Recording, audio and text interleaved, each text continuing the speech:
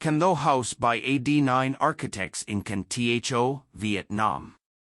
The house is located along the main roads of Can Tho City and is the accommodation of a three-generation family, the culture of Tam Dai Dong Duong, 3 generations living under the same roof.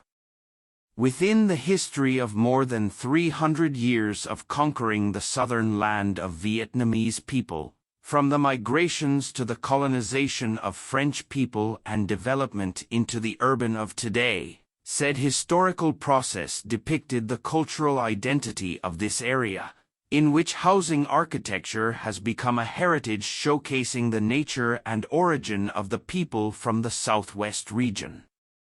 The fast-paced development of today's urban has resulted in later generations slowly forgetting about their origin. Children born and raised in a material environment are being alienated from the cultural identities that have raised their parents and grandparents. We formed the idea for Can Tho House based on those concerns.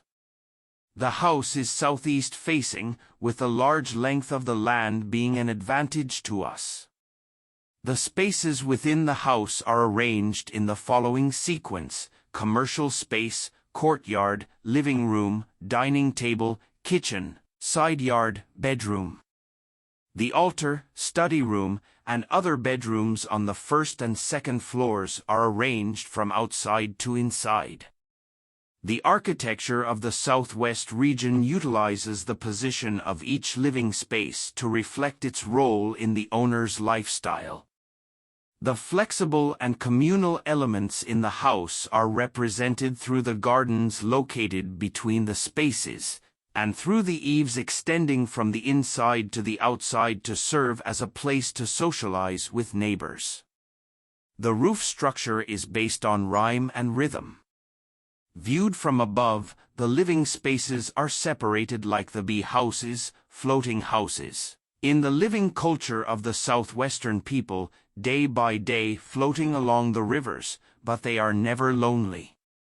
The static spaces slowly recede along the depth of the house, with the boundaries between them only being approximate. This arrangement helps us greatly in handling crossroom ventilation and noise reduction in the bedrooms. We hope that this house will be a place that nurtures the soul of the children and bind all generations together. Through this project, we also want to contribute a small part in the efforts to preserve the locals' culture and identity.